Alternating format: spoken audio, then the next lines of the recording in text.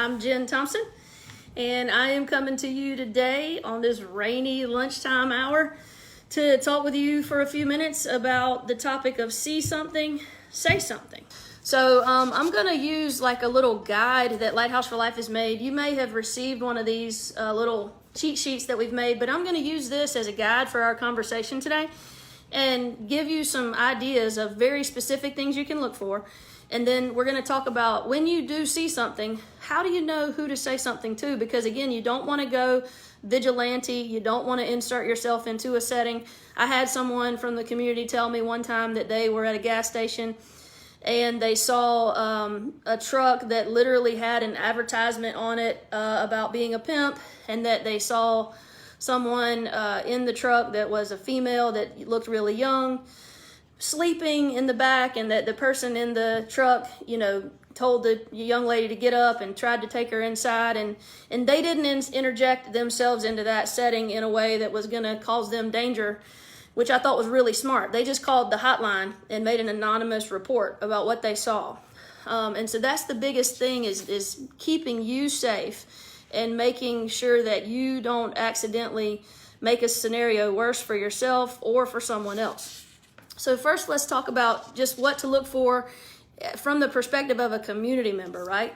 If you're living in a neighborhood or on your street or at an apartment complex, some of the things that you might want to watch out for would be a lot of traffic in and out of one house or one apartment. Or even I've had people call in and say, I see a lot of cars coming and going from a house that's actually abandoned or for sale. When I drive by, I see cars, parked around back. But if there is just an unusual steady stream of not the same vehicle all the time, right, but several, different cars all the time coming and going, especially much more so at night than during the day. If you see a bunch of different people that are all living in the same place, that minors, and it's supposed to be during school hours, and you see that these are children that are seemingly unattended and they're hanging out outside or out back. You might see things at a home, especially like, realtors or people that are paying more attention to houses in particular. If you're on a scene, houses that if you were to go into them that don't have a lot of furniture, but they have a lot of mattresses on the floor and evidence of a lot of people living there, a lot of takeout, a lot of trash buildup, the doors being having locks that are the doorknobs are turned around because it should have been, the bathroom always locks from the inside. Well, why is that turned around? Mounting and stuff for lighting that might not be normal. When I talk to a lot of realtors or who show homes or who go into homes that people have cleared out of, or things sometimes or people that are emergency workers, first responders, when they go into certain settings, windows that have been screwed down from the outside instead of from the inside, things like boarded up windows. The thing about trafficking, guys, is that it doesn't just take place in just this one setting. I can't come on here and just tell you if you see just this one setting, then that's what you should look for. And if it's not like that, then it's not trafficking. But I can just share with you some consistencies of things that we've seen, right? So if you were to notice, some of the signs that we tell people to look for, you're not even looking for them, not necessarily even just out in the community if you were to have traveled, outside of your neighborhood. But what about just the signs within your relationships, within your children, within your kids' friends, within your kids, that if you're a teacher, a mentor. I don't have any children of my own, but I'm an aunt to five little nephews and one niece. And so the things that we would look for or patterns, one thing to pay attention to isn't necessarily a prescribed set of characteristics as much as a change. There was actually a case in the one time that we learned about where a young lady who was being trafficked, her attendance to school got better, her discipline problems went down, and her grades went up while she was being trafficked. And so her trafficker was trying to keep her off the radar by helping her supposedly blend in and be more of an average student. But what the trafficker wasn't paying attention to is that those were still changes in her patterns of behavior. So let me go over some that we've kind of gone through a lot of the signs, and we've kind of made this little cheat sheet. And so I'm just going to use this to drive our rest of our time together of what to look for, and then maybe what to ask, what not to ask, depending on what context of relationship you're in, and then what to do. So some of the signs you might look for would be a minor that's in a relationship with a much more significantly older boyfriend or girlfriend. It's just not wise for mental development and for all the reasons for someone who's in their teens, 13, 14, 15, to have a boyfriend or a girlfriend who's in their 20s. And if your boyfriend or girlfriend that's significantly older has all this cash and is promising all this kind of lifestyle, but they don't seem to ever go to work, those are bad signs. You want to watch out for signs like someone in an online relationship with someone that they don't know. You want to watch for patterns in children running away from home. A lot of times people say that, if you use the word runaway versus the words missing from care, what do you think is the difference, and how does that sound like to you? Would you be willing to tell me in the comment section what you think would be the difference and why it's significant to switch from the language, oh, so-and-so ran away again, oh, so-and-so's missing from care? What do you think's the difference in that? Because there's power in language.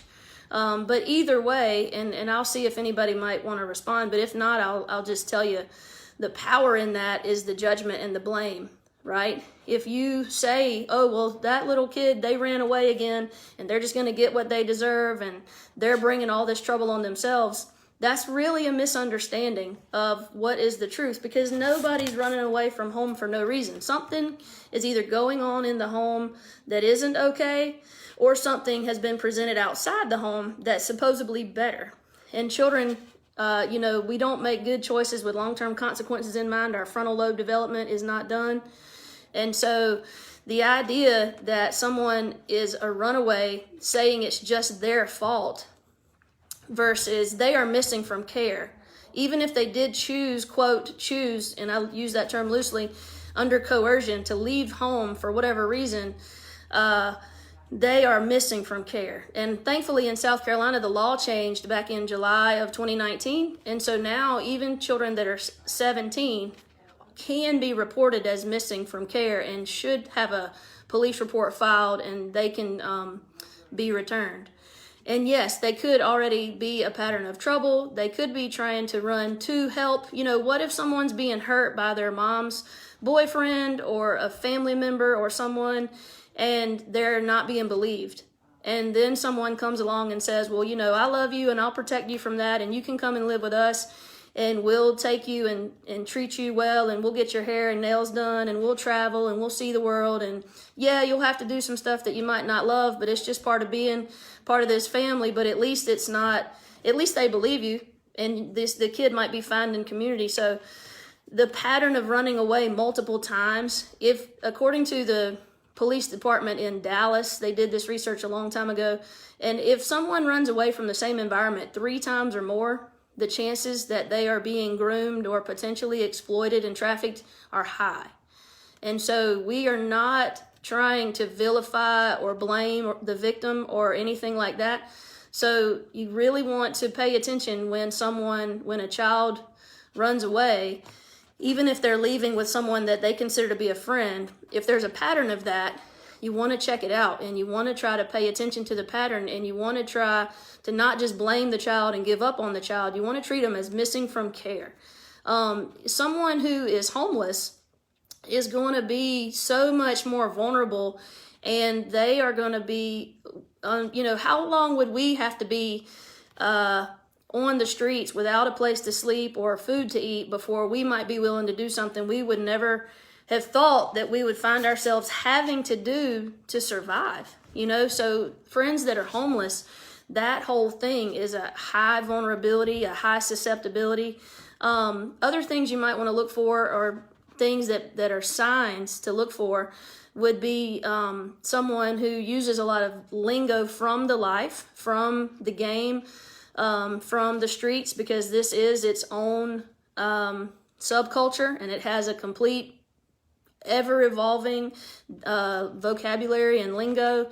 If you see that there's someone who's involved with someone who's dominating or controlling, a companion that gives answers for them or won't leave. We talk to a lot of medical professionals, and we talk to them a lot about, when someone comes in and they're trying to say, you're trying to find out what's wrong and they're not feeling well, and they don't get to answer their own questions, or they, don't look up and make eye contact and get to answer their own questions like somebody else is answering their questions for them. That's not a good sign.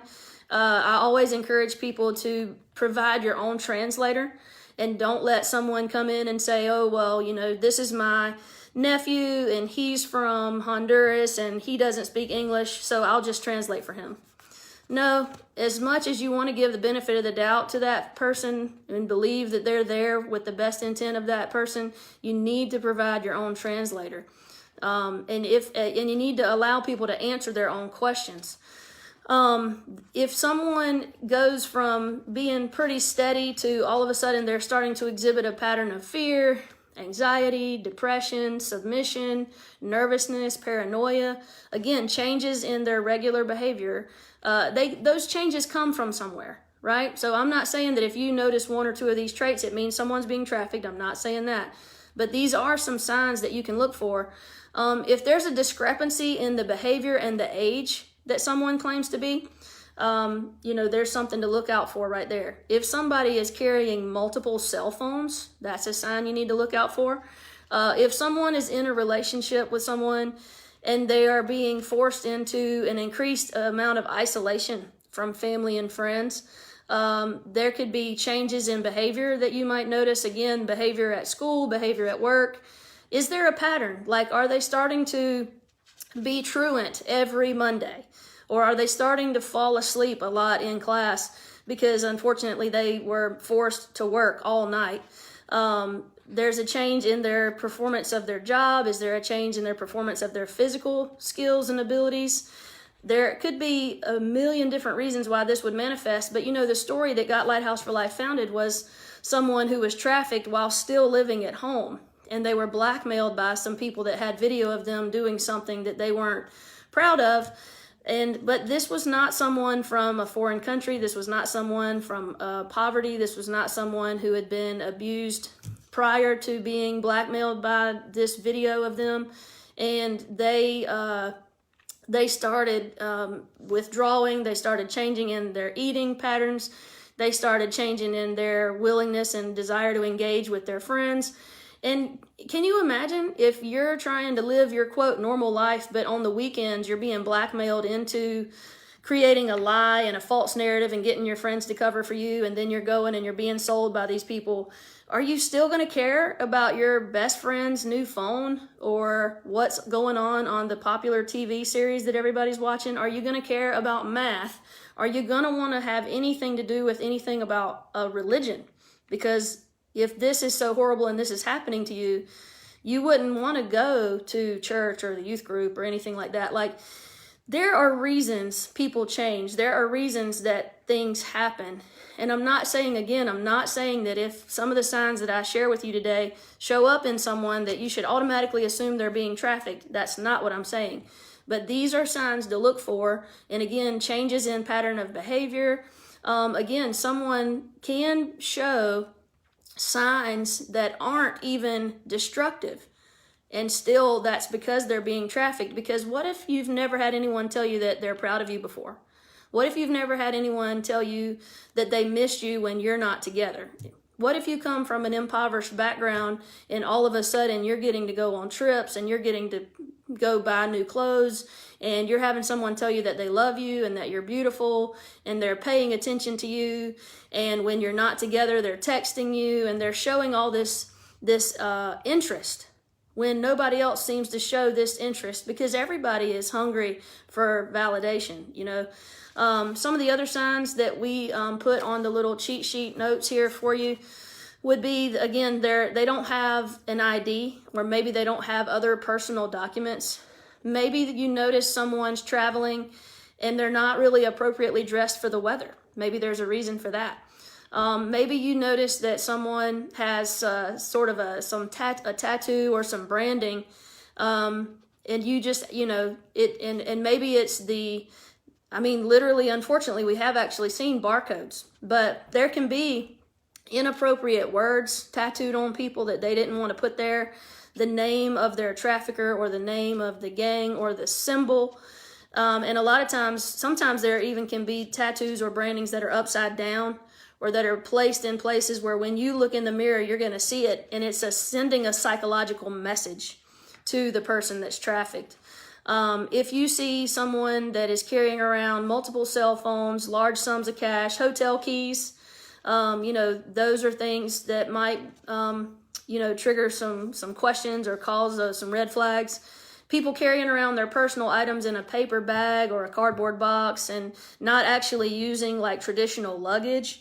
Those would be some signs to look for. In Lighthouse for Life, if you need some resources, you can always email us and we can put some of these different tools that we have in the mail to you. But those would be some signs. In this little book, we have some signs also that could be indicators, because one of the myths that I've seen recently is that the whole thing about everybody having to wear a mask for safety makes the risk of trafficking worse. But that's a myth, because the thing is, people that are trafficked often aren't even aware that they're a victim. They are under psychological and emotional duress and trauma, and they could be as happy as a clam for a little while until it breaks in on them the reality of what they're stuck in or how they got there. There's a trauma bond. Maybe they're actually feeling accepted and valued for the first time, and maybe they're having to do things they don't want to do, but they still feel like for the first time somebody's actually seeing them and paying attention to them.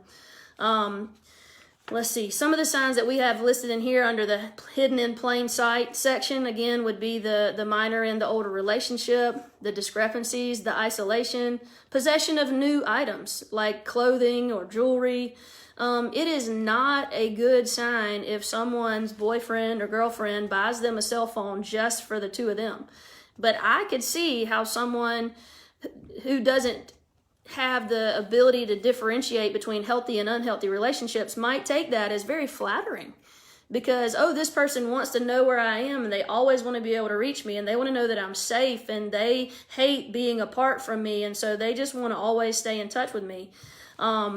If you're traveling and you're out at a motel or a hotel, there are some signs that we would suggest that you might look at if you're in common places of sex trafficking, maybe at hotels, motels, massage parlors, escort services, truck stops, things like that. You might see a person who lives in the community regularly booking a room at multiple hotels or multiple hotel rooms. People that make the payment with a rechargeable credit card or green dot cards or cash or Bitcoin and not traditional methods of payment.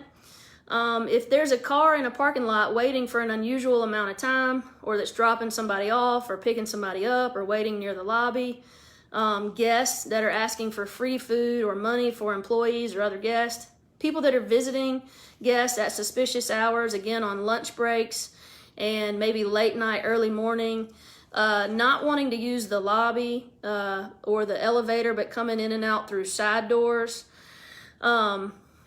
There's other signs you could notice at a check-in, such as someone, again, not having any traditional luggage but carrying their items in a plastic bag, or checking into a hotel without luggage at all. Avoidance of making eye contact with hotel staff. Again, no ID or fake IDs. Not being forthcoming about personal information. An adult checking in with a possibly unrelated minor or teen that they might refer to. You might hear the child refer to them as daddy or their boyfriend. You got to remember, human trafficking doesn't just include sex trafficking. It also includes forced labor and domestic servitude. So this could look like many things that are hidden right under our noses, like at a restaurant, childcare work, nail salons, elderly care facilities, food processing, construction, landscaping, migrant agriculture work, sweatshops and factories, and exotic entertainment establishments. There is just so much information that we could share, and I'm sure that I could I don't want to go on and on forever. I'm trying to pay attention to the time. But so we talked, this is a lot about what if you see, right? So we've talked a lot about what to see. So let's talk about what to say. First of all, you should identify who to not say something to, right? So you, again, if you're noticing this excessive amount of traffic coming in and out of a home in your neighborhood, and you have an HOA, the first thing I might do is make an inquiry to the HOA, because maybe someone's out of town and they're having different people watching their house, and so you might be trying to find out something, and really there's nothing to be worried about. You know, you can go to your HOA and just kind of find out, hey, is there something going on at this address? Like, are they out of the country? Do they have people coming in watching their house for them? You don't want to insert yourself into a situation and be a vigilante law enforcement person.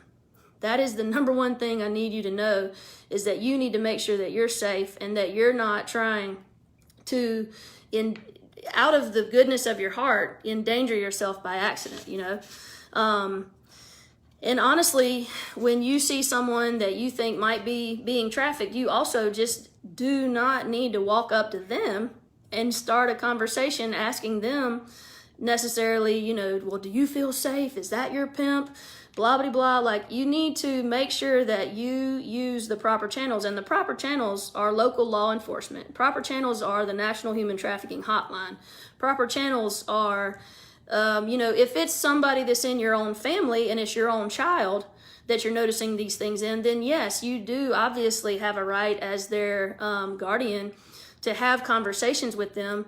But even in how you approach your own children, I would suggest care. I would suggest language of, making sure that you're building a relationship and building rapport, and that you're not being judgmental, and that you're not blaming them, and that you're going to believe them, and that the thing that matters the most is their safety, and that you're not saying that this is their fault and oh how dumb they are, or they're never going to amount to anything or whatever.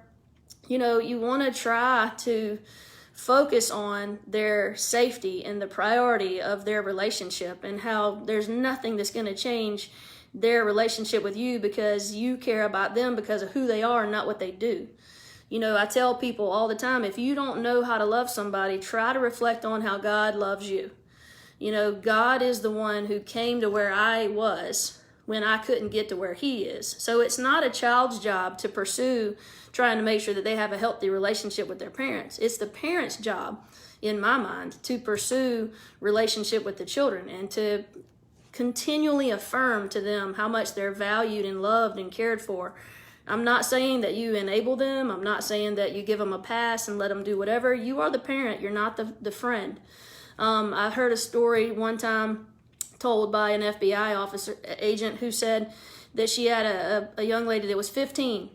And the 15-year-old really believed with all their heart that her trafficker, who she didn't know was her trafficker, she called him her boyfriend, she believed that the trafficker loved her more than her own family members did. And the FBI agent said, well, would you mind just telling me some of the things that, your boyfriend does that shows you how much he loves you compared to how much, you think your family doesn't love you? And she said, well, yeah. She said, he texts me all the time. He tells me he misses me. He's never late to pick me up when we're going out for a date. He sends me flowers when we're at a meal. He's never on the phone. He skips work all the time just to be with me.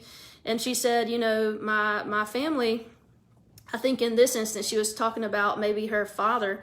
And I'm not trying to cast blame. I'm just trying to share with you examples from the mouth of someone who was being manipulated. She said, sometimes my dad, when he's coming to pick me up, he's late. When we're at dinner, he's on the phone. He won't go see movies and do things that he doesn't like, even though I like them. He doesn't tell me he misses me. Sometimes he just forgets to pick me up and doesn't say he's sorry. And this doesn't sound like necessarily to me a dad that's like doing the worst job in the world. This sounds to me like a dad who might be working a lot and trying hard and has gotten has forgotten his priorities, maybe, But this young lady, she was just paying attention to the language and the intentional focus that her trafficker was putting on her and just spoon feeding her, relationship and attention, and I love you and I miss you and I want to be with you, and man, when we're apart, all I think about is you, and I want to pick you up early, and are you sure we can't hang out more? And then, on the flip side, parents are working, they're trying to pay the bills, they're trying to take care of the other siblings, they're trying to maintain some sort of life of their own, maybe, I don't know, but maybe this chat can just help us to reorient our priorities, and yeah, I mean, there's so much that I could have an individual conversation with each of you about. I've got great connections in the community. We work so closely with so many wonderful law enforcement agents in South Carolina, locally and across the state. There's a state task force that does great work and is a great place to connect. The Attorney General's office has a website with the state task force and all these different agencies all across everywhere doing so much good work. We could get on here again and talk about signs to look for if you think that what signs might you notice if someone is being groomed and spending too much time online. There's a whole nother conversation we could have about that, and then the way to respond. There's conversations we could have if you want to talk with a high amount of specificity about your job. Like, what are signs to look for if you're a teacher? What are signs to look for if you're a real estate agent? What are signs to look for if you're in the trucking industry, if you're in law enforcement, if you're a medical professional? And we have that information available. But today we wanted to just come on, especially at the great advice of the volunteer who said, Jen, people need to know not what just to see and what to say, but who to tell it to. And the biggest thing I want to encourage you is your own personal safety. And I want to encourage you to do your research and try to avoid falling for the myths that this happens only in third world countries. Try to avoid falling for the myth that only rich and powerful people are the people that are buying sex, because this all happens because of demand. And the people that are paying for it, it's not 6 or 8 rich and powerful people with really deep pockets. It's a whole lot of everyday common people that work where we work and work out at our gyms and go to our churches. And they have got their own wounds and their own everything. So there's just a million conversations that can happen. But I hope that today we've talked about some things to see, some things to look for, and then identifying and making sure that you go the right pathway in what you say and how you say it and who you say it to. I'll close with this little example. I heard something yesterday that says, you don't need to try to play God. You need to try to be on his team and fill the role that he gives you. And the role that he's given Lighthouse for Life is one, to raise awareness. It's one, to do a whole lot of networking. We are not law enforcement officers. We don't rescue people from trafficking. We try to raise awareness and we try to offer assistance. We're trying to open Karis Home really soon. We're doing a lot of hiring there. But the thing is, guys, is the things to look for are hidden in plain sight. One other thing I'd bring your attention to is the disguises that traffickers wear. If you're looking for signs and maybe you want to think of an easy way to remember it, there's a curriculum called I Empathize, and they talk about the 5 disguises that a trafficker wears. And maybe we can get on here another day and talk about those. But these are things that are hidden in plain sight. And according to the Attorney General's office in South Carolina, the relationships that exist the most between someone who's trafficked and their trafficker is not kidnapping by a stranger. It is from someone who's in a position of trust, that is maybe a mentor, maybe someone offering a job, maybe someone that you meet online and you spend months and months grooming them, maybe someone who's a family member or an extended family member. It is the chances of someone being kidnapped by a stranger in a parking lot and whisked away like in a movie into being trafficked. I'm not going to say it doesn't happen, because I know that it has, but it is, in my mind, it is the least of the scenarios to be concerned about. I would encourage you when you say what to look for, start by just looking within your own sphere of influence. Start by looking in the relationships that are in your home, in your church, in your neighborhood, in your places of work, and just see what you notice there. And again, remember the power of language and the difference between, oh, Sally ran away again, or hey, Sally's missing from care. And if Sally is under 18, it doesn't matter if she walked out of the house supposedly of her own free will. The power of trauma and the trauma bonding and the psychological and emotional manipulation that happens is called coercion. And it is just as powerful, if not more so. And you'd be amazed at how many people do a whole lot of things that they don't want to do just because of the fear of somebody else finding out and what they might do if they found out. So thank you for tuning in. I'm sorry this might have been a little bumpy. I didn't get a chance to pre-record it, but I've enjoyed being with you. I appreciate you watching. If you would like to have access to this information, you can get it at our website, lighthouseforlife.org, or you can make a comment and we could mail you some of this information. Again, I can make it available on our social media. Please share this video and please keep us in your prayers, and thank you as a community for what you see and what you say.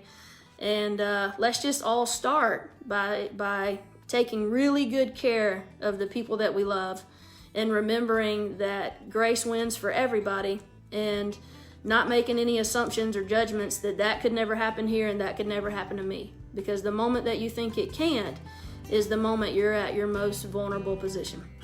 Thank you all so very much. Take care.